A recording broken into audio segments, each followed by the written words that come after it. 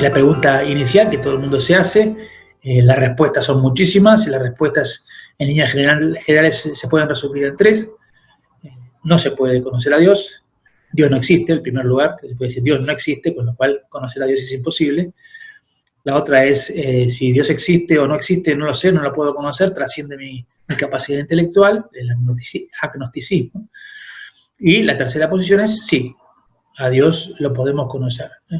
Que no lo podemos conocer completamente es una cosa, pero que lo podemos conocer verdaderamente, realmente, lo suficiente como para que realmente ese conocimiento mueva el afecto y mueva a la voluntad. Sí, se lo puede conocer de varias maneras.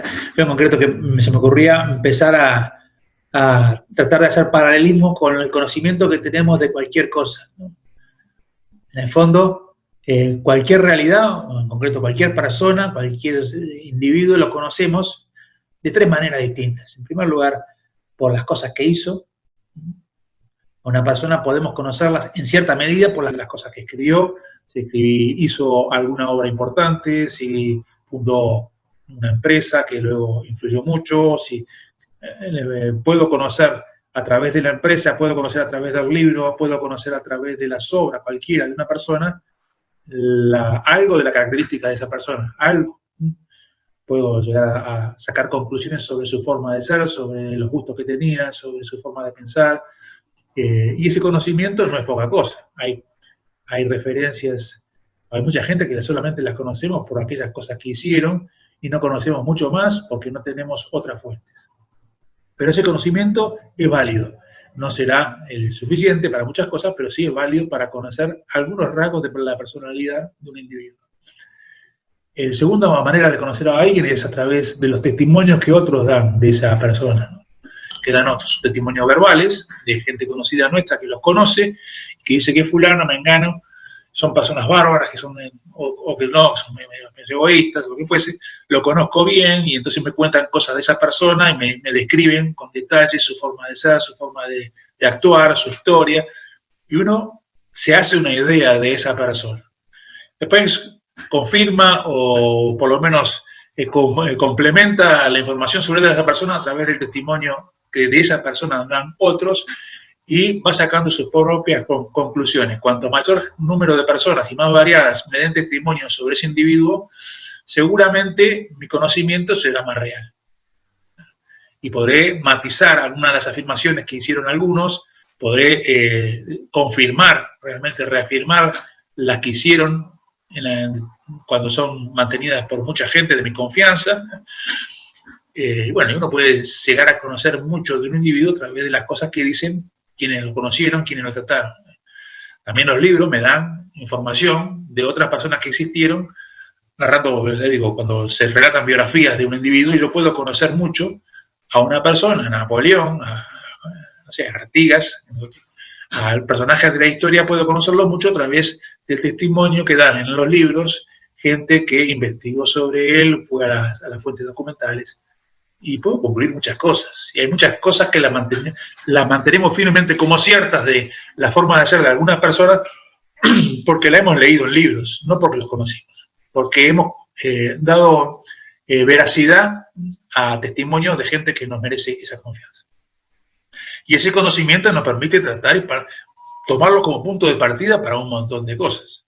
Y entonces hoy vivimos no solamente en el conocimiento de las personas, si el ser humano vive mucho de la fe que hace en el testimonio de otras personas. Yo no viajé a Filipinas, no viajé a Tailandia, no conozco para nada Japón, y sin embargo no dudo de que Japón existe, que Japón tiene una cultura, una tradición, que Filipinas, que Tailandia.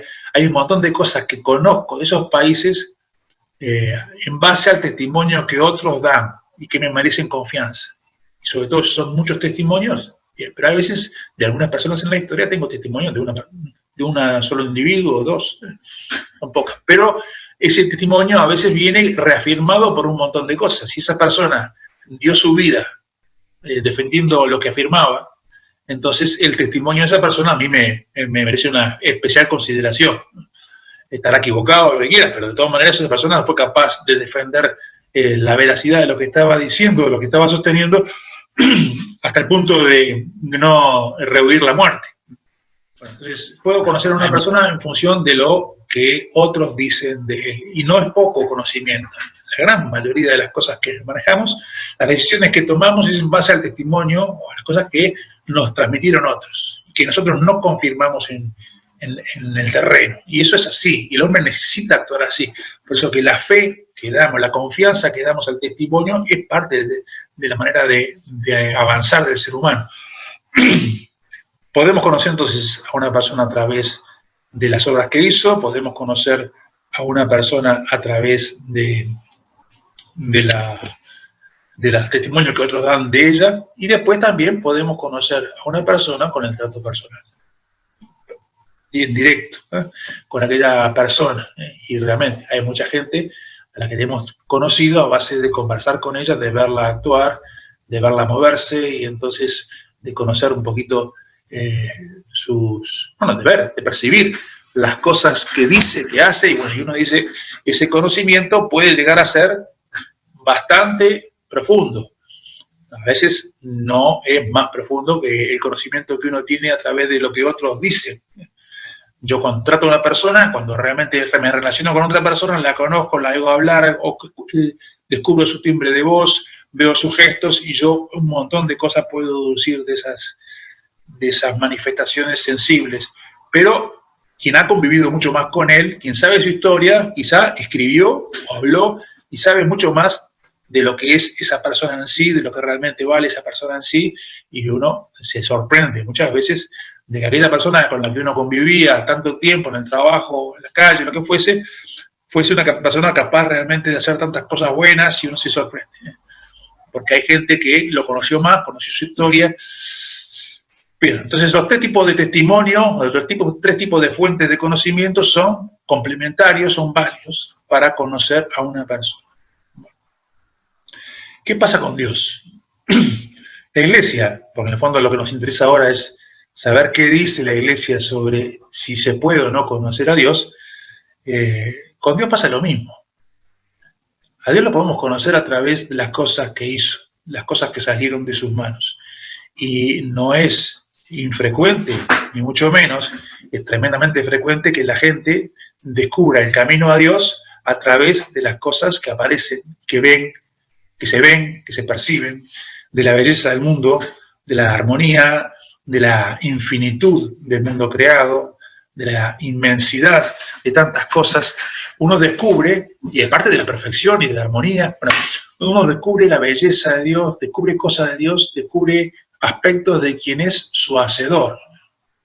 Y eso es un conocimiento válido. En el fondo, quien pone los ojos en la naturaleza y en la realidad, los pone con profundidad, descubre que hay detrás de las cosas, de todas las cosas, descubre que hay un sentido, que hay un porqué, que hay una providencia, que hay un orden, que hay un fin en las cosas tienen una naturaleza que es un modo de operaciones, principio de operaciones, una naturaleza que incluye impulsos hacia la propia perfección de cada especie.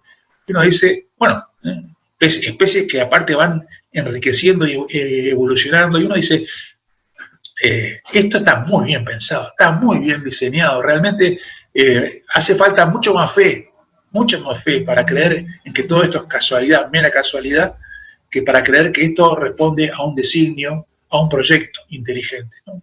Creo que en ese sentido, bueno, hay muchísimas opiniones y no me meto en la cabeza de nadie, pero hace mucho más fe para creer que todo esto es fruto de una gran casualidad que fruto de un diseño, decía, de un proyecto inteligente, de alguien que tiene inteligencia y que tiene una dirección y que tiene un querer, ¿eh? Bueno, entonces la posibilidad de conocer a Dios a través de las cosas creadas es en el fondo la afirmación de que a Dios se lo puede conocer a través de la razón.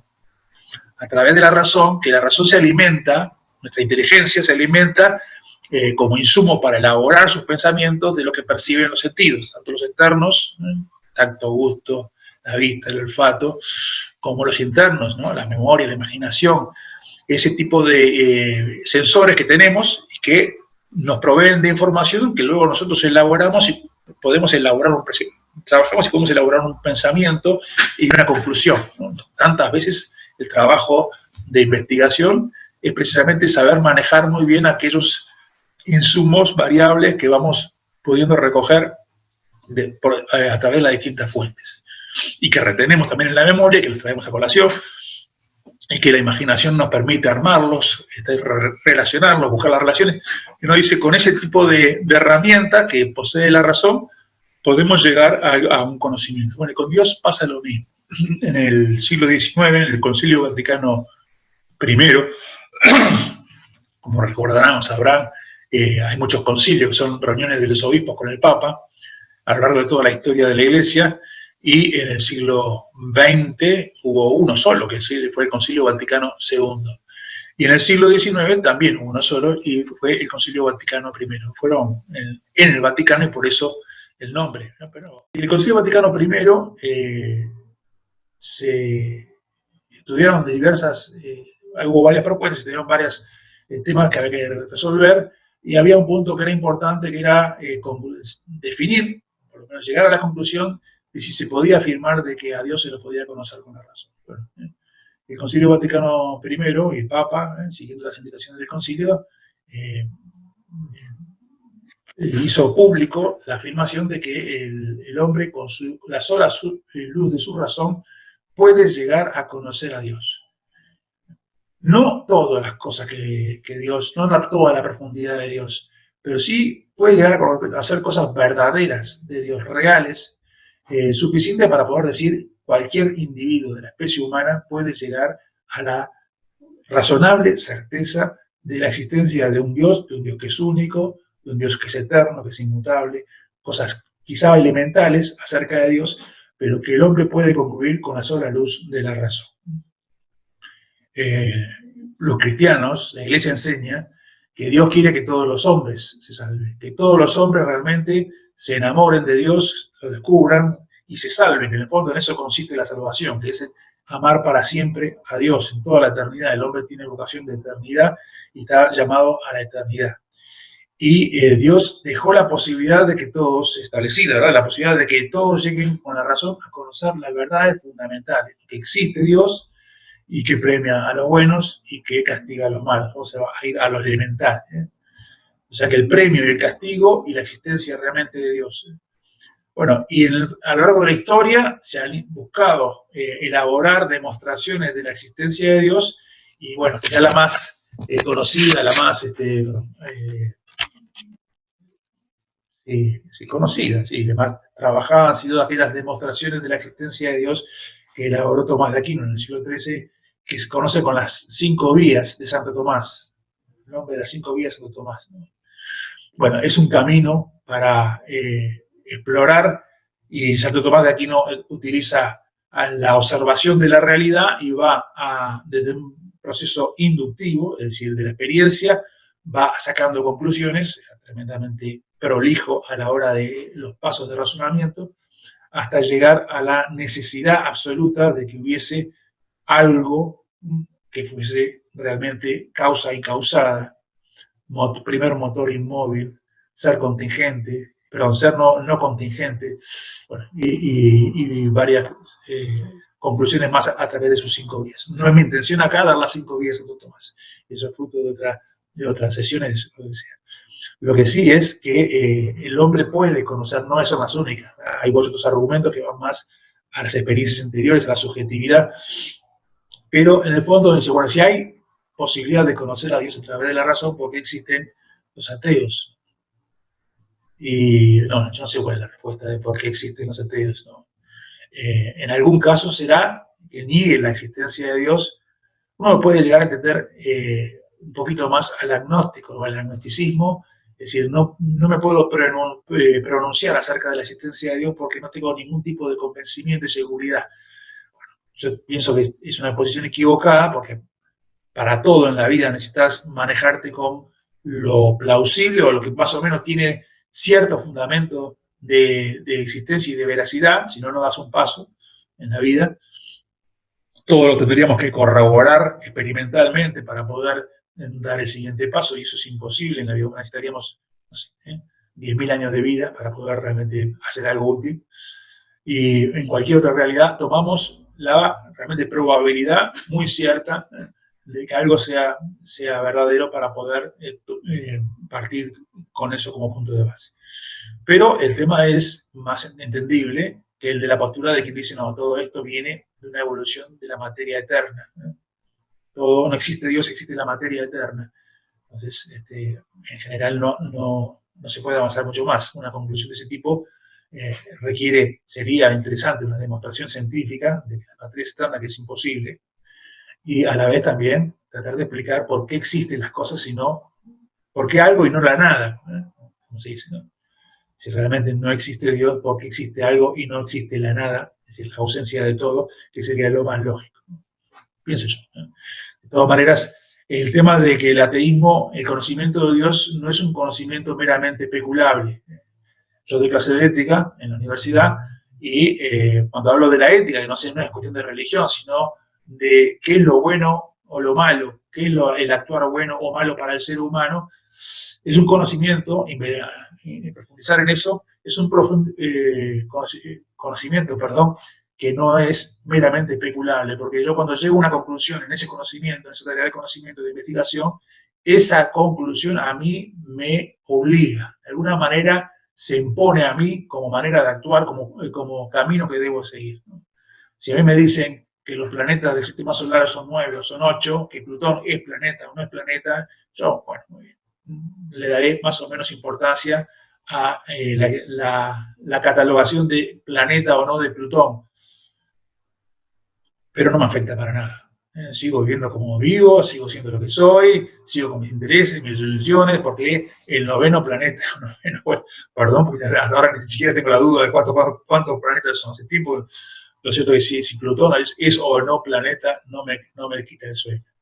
Ahora, si yo estudio ética y llego a la conclusión de que mentir no es bueno, que mentir me parte a la mitad como persona, no solamente que hago un daño, sino que me parte a mí mismo en la integridad de mi bondad íntima, entonces eso ya me obliga a que en las próximas decisiones que tome, los próximos dilemas que tenga de decir la verdad o no, si quiero ser coherente con mi razón, tengo que vencer la tentación de no decir la verdad. En la medida en que pueda realmente decir la verdad y que tenga obligación de decirla, me sentiré empujado a hacerlo. No porque me dé una utilidad, no porque me dé un placer, sino porque me doy cuenta de que eso es realmente bueno. En el fondo, a pesar de que no sea ni la mejor, la opción más favorable a mis intereses. Conocer a Dios pasa lo mismo. Si yo llego a la conclusión de que Dios existe y que Dios tiene un designio, entonces, sin duda, eso significa, Javier, entonces, ¿qué espera Dios de vos? Está claro. Con lo cual, mi vida, quizá algunas cosas tenga que cambiar. En mi vida tenga que cambiar. Que no las estoy haciendo bien, que lo podría hacer mucho mejor, que no puedo ceder a determinados tipos de conductas que son egoístas, que son meramente para mí. No sé, ese tipo de conclusiones que el conocimiento de Dios me lleva a tener en cuenta como vitales en ese fin último que tiene cada individuo en su propia vida, que es la felicidad, y que esa felicidad se sabe que no se puede conseguir si no se tiene por lo menos una integridad interior. Es decir, si yo no estoy partido entre lo que pienso que es bueno y lo que hago. Por eso que hay ateos, porque en el fondo, pienso yo, también el hecho de decir Dios existe implica decir tengo que cambiar algunas cosas, tengo que buscarlo, tengo que meter todo el esfuerzo que pueda para realmente descubrirlo, conocerlo, y eso capaz que me complica la vida. No estoy dispuesto a complicarme la vida, con lo cual me quedo ahí y, bueno, no sé, seguramente haya gente que no comparte este punto de vista y es muy entendible. Lo que sí dice la Iglesia es que se puede conocer a Dios con la razón. El hombre, usando su razón bien, pensando bien, puede llegar a conocer algunas cosas de Dios. Ese es el conocimiento que podemos tener los seres humanos respecto a Dios a través de sus obras, pero también a través del testimonio de otros, que lo trataron, que lo vieron, que lo dieron. En el caso de Dios hay además, bueno, en el fondo, sin duda, dejando de lado a aquellas personas que tuvieron la gracia especial de una visión parcial de Dios en la vida, durante la vida, hay cosas que realmente hay gente que tuvo esa gracia, nos la cuenta, por ejemplo, San Pablo, con un converso, un perseguidor de la iglesia que luego se convierte y se convierte precisamente en el 13º apóstol, se podría decir, porque realmente es el que lleva el evangelio y el cristianismo a toda Europa, mejor dicho, el que introduce el evangelio y el cristianismo en Europa. San Pablo dice que tuvo la gracia en un determinado momento de ver el cielo. Ver el cielo es ver a Dios. En el fondo, él dice que no tiene palabras. Y lo único que se anima a decir es aquello de ni ojo vio, ni oído oyó, ni pasó por la cabeza de nadie lo que Dios tiene reservado a aquellos que le aman. Otras personas a lo largo de la historia tuvieron esa gracia especial, pero no es una gracia habitual, en el sentido de que no se le da a mucha gente. Y por algunas razones especiales Dios se la da a algunos. Pero especialmente quiero destacar el hecho de la revelación, es decir, Dios que se da testimonio de sí mismo. Eso es lo que la Iglesia llama revelarse Dios. Revelación en el sentido como me corta, ¿no? De que se manifiesta Dios al ser humano. La Iglesia dice, Dios se revela. Quiso libremente hablar de sí mismo. Y lo hizo progresivamente, dice la Iglesia. Le habló a Noé, nos acordamos de Noé, el diluvio, ¿no? Le habló a Abraham, que luego le cambió el nombre, le puso el nombre de Abraham, era lo que hoy llamaríamos un iraquí, a quien le dice que recoja todas sus cosas y que se ponga en camino, que lo va a llevar a una tierra que para él y para su descendencia. Un hombre anciano que no tiene hijos y a quien le promete que va a tener una descendencia más numerosa que las estrellas del cielo y las arenas del mar. Y se fue revelando luego, manifestando parte de sí mismo a un montón de gente, Moisés, los profetas, hasta Jesucristo, hasta la llegada de Jesús, donde está, la Iglesia sostiene la plenitud de la revelación. Dice San Juan de la Cruz, dice, un santo del siglo XVI, San Juan Carmelita, San Juan del Español, todo nos lo habló junto y de una sola vez en esta sola palabra y no tiene más que hablar, haciendo referencia a Jesucristo. Dice que nos fue hablando Dios a lo largo de la historia y al final nos mandó a su Hijo, Jesucristo, que es el Verbo de Dios, así lo llama la Iglesia, así lo llama Juan Apóstol, ¿no? En principio, cuando escribe su Evangelio, el cuarto Evangelio, son 4 los Evangelios, relatos de la vida de Jesús, el cuarto Evangelio, escrito por San Juan, uno de los 12, dice, en principio era el Verbo, y el Verbo estaba en Dios, y el Verbo era Dios. Y hablando de Jesucristo. A Jesucristo le llama el Verbo, la palabra. Y por eso San Juan de la Cruz, en el siglo XVI, dice que al final vino Jesucristo. Y con eso vino la última palabra, la palabra decisiva de Dios. Todo nos lo habló junto y de una sola vez en esta sola palabra y no tiene más que hablar. Bien, y con la muerte del último apóstol de San Juan, precisamente que escribió el cuarto Evangelio, dice la Iglesia, se cierra la revelación pública de Dios. Jesucristo fue la revelación, el culmen de la revelación, aquel anunciado por todos los tiempos, a lo largo de todo el tiempo en el pueblo de Israel como el Mesías, que iba a instaurar el reinado definitivo de Dios, un Mesías que Israel lo esperaba de otra forma, como un conquistador, como un militar, con poder, y llega de una manera que no estaba prevista. Y con la muerte de del último de sus 12 discípulos, de sus 12 apóstoles elegidos por Jesús, dice la Iglesia, termina el momento de la revelación, ¿no? Y esa revelación de Dios hacia los hombres, ¿qué tipo de verdades contiene? Entonces allí la Iglesia dice, por un lado está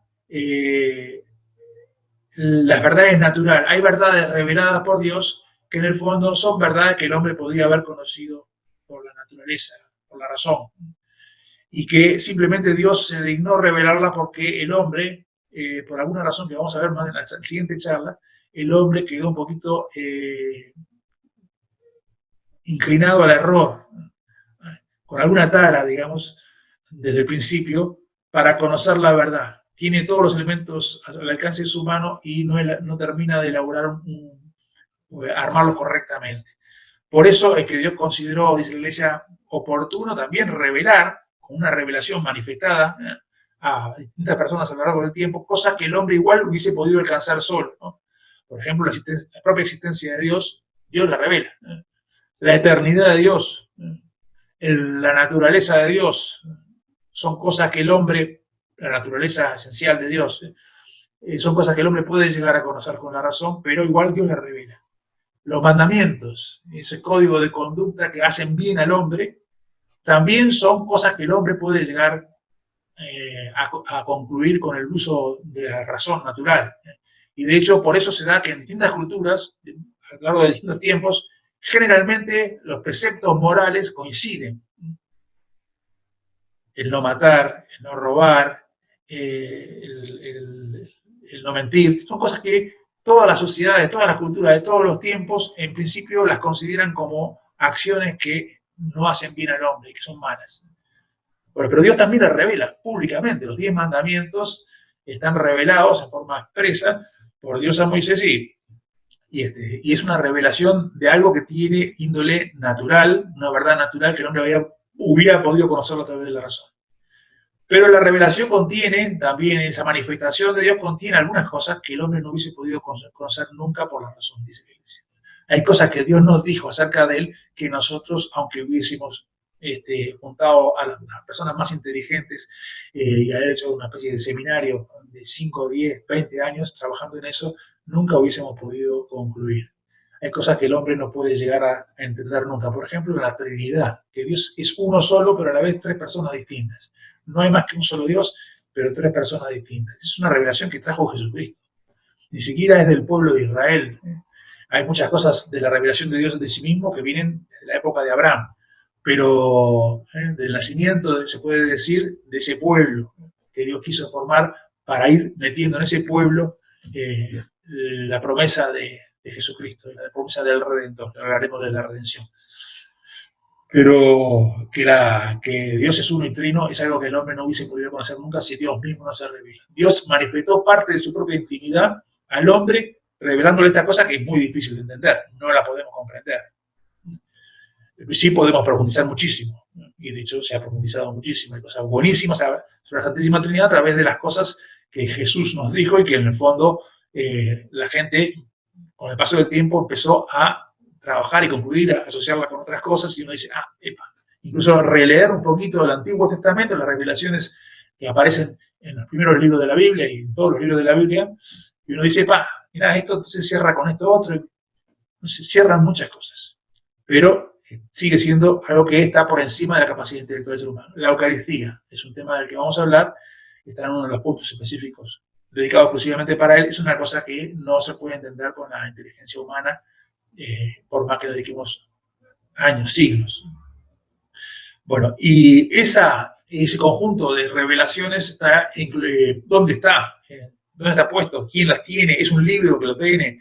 Bueno, dice la Iglesia que la revelación, la manifestación de Dios al hombre, está contenida en las Sagradas Escrituras, un conjunto de libros que la Iglesia considera inspirados por Dios, escritos por hombres, no escritos por Dios, escritos por hombres, pero bajo la inspiración de Dios, y también dice la Iglesia en la tradición, no solamente las cosas que están escritas en esos libros, empezando por los primeros libros de la Biblia, ¿no? El Pentateuco, el Génesis específicamente, hasta los Evangelios, hasta las cartas y el Apocalipsis, que es el último libro del Nuevo Testamento, ¿no? Antiguo Testamento y Nuevo Testamento. Esas son las Sagradas Escrituras, la Iglesia se llama las Sagradas Escrituras. Y también en la tradición, que es la transmisión oral de quienes escucharon directamente a Jesús, y en concreto los 12 apóstoles y aquellos que a los 12 apóstoles les enseñaron. Bueno, eso es lo que constituye la tradición y las Sagradas Escrituras, un único, se llama depósito de la fe que custodia un magisterio, que es el tercer elemento a tener en cuenta, el magisterio de la Iglesia. Resulta que Jesús tuvo a bien dejar la autoridad suficiente, él habló de llaves, la llave del cielo, ¿no? A un grupo de seres humanos, un grupo de hombres, que son el nacimiento de la Iglesia, los 12 apóstoles. Y por eso que le dijo, todo lo que aten en el cielo, en la tierra será atado en el cielo. Todo lo que desaten en la tierra será desatado en el cielo. No sé si me repetí, pero creo que lo dije bien. En el fondo, les dio la potestad de que realmente tuvieran el manejo de esas cosas, que el cielo seguía lo que ellos, el cielo, y él, Dios, se sujetaba a sus manos. Entonces la Iglesia sostiene que hay tres patas en las que se apoya directamente la revelación. Por un lado, la Sagrada Escritura, el conjunto de libros que contienen las cosas que Dios nos dijo e hizo. La tradición, que es muchas cosas que no están escritas, pero que están dichas y que quienes lo escucharon a Jesús realmente sostienen como hechas por Jesús o dichas por Jesús. El propio Juan, en el cuarto evangelio, dice muchas otras cosas hizo Jesús que no están escritas en este libro. Y que yo pienso, dice él, yo pienso que si se escribieran no cansarían todas las bibliotecas del mundo para encerrar los libros. Bueno, la Iglesia dice muchas cosas Jesús se las dejó dichas a los apóstoles, y son ellos los que interpretaron a la hora de ir naciendo la Iglesia cómo había que tomarse esto, y lo transmitieron luego a la segunda generación y estos a la tercera y cuarta generación. Bien, eso es la tradición. Pero además, sin dejar de tener en cuenta un elemento fundamental que es lo que se llama el magisterio de la Iglesia, que es la del Papa y los obispos en comunión con el Papa, que son los que tienen la capacidad y la potestad dada por Jesucristo, las llaves de interpretar aquellas cosas que, la validez o no de aquellas cosas que Jesús no nos dejó claramente expresadas. Bueno, entonces eso es la revelación, y la Iglesia enseña un montón de cosas, algunas de las que vamos a ver a lo largo de estas siguientes 6 charlas. Esas verdades de fe son inmutables porque Dios es inmutable. Una de las características que se concluye naturalmente con la razón. No hace falta que venga la revelación para conocerla, pero la revelación también lo dice, es que Dios es inmutable. A Dios nada, no le afecta el tiempo, no le afectan las cosas. No es un uno antes y otro después. Dios es eterno. El tiempo de Dios es el hoy. Y no cambia, Dios no cambia. Y por eso que las cosas que Dios dice no cambian, son. Bien, y en tercer lugar, a Dios también se lo puede conocer, y con esto terminamos, por el trato directo, viéndolo. Esa tercera posibilidad, en el fondo, aquí en la vida, en la tierra, es parcial. Sin duda podemos conocer muchísimo a Dios a través del trato personal, que eso lo da la oración, la conversación con Dios. Pero todos estamos llamados, sabemos por revelación, todos estamos llamados a ver a Dios cara a cara. Cuando ya no serán, y serán mis propios ojos los que verán, dice San Pablo, ¿no? Bueno, son los propios ojos los que verán a Dios. Eso no lo puede hacer el ser humano sin una gracia, una ayuda muy especial de Dios. Es Dios que nos pone, después de esta vida, si realmente pasamos bien esta prueba, y realmente lo aceptamos a Él, lo queremos a Él, lo elegimos a Él, nos eleva y nos pone a esa altura para que podamos verlo. Si no, no podríamos. Es como ver el sol directamente, ¿no? Si Dios no nos diera unos lentes especiales para poder ver ese sol inmenso, infinito, que es el creador de todo, de toda la armonía, de toda la belleza, no podríamos hacerlo. Bueno, esa vista directa de Dios que no sabemos cómo es, San Pablo, dije recién, decía, ni ojo vio, ni oído yo, ni pasó por la mente de nadie lo que Dios tiene reservado para aquellos que le aman. Eso es lo que se llama la visión beatífica, es decir, ver a Dios cara a cara. Bueno, eso es una gracia muy especial de Dios, contemplación de Dios cara a cara, y eso comenzará cuando el alma esté absolutamente limpia de manchas, de pecados, ¿no? Con el bautismo y purificados en esta vida o en la vida después de la muerte. Bueno, esa es la introducción acerca de si se puede conocer a Dios. Sí, estos son los caminos. El conocimiento que se puede adquirir de Dios es muy válido. Los seres humanos, con la razón, pueden conocer a Dios mucho. Y de hecho, hay gente que vive muy bien la moral natural, porque llegan a la conclusión de la existencia de Dios y el reclamo que un Dios que crea esta naturaleza es capaz de hacer al ser humano, vive muy bien la ley moral natural, sin conocer la revelación. Y bueno, o sea que hay una culpabilidad, cierta culpabilidad en una persona que no llega al conocimiento de cierta culpabilidad. Puede ser muy menor, hay un montón de cosas que influyen, la educación, el conocimiento. Bueno, se me fue la hora de tiempo, yo no quiero que esto dure más de 30 o 35 minutos.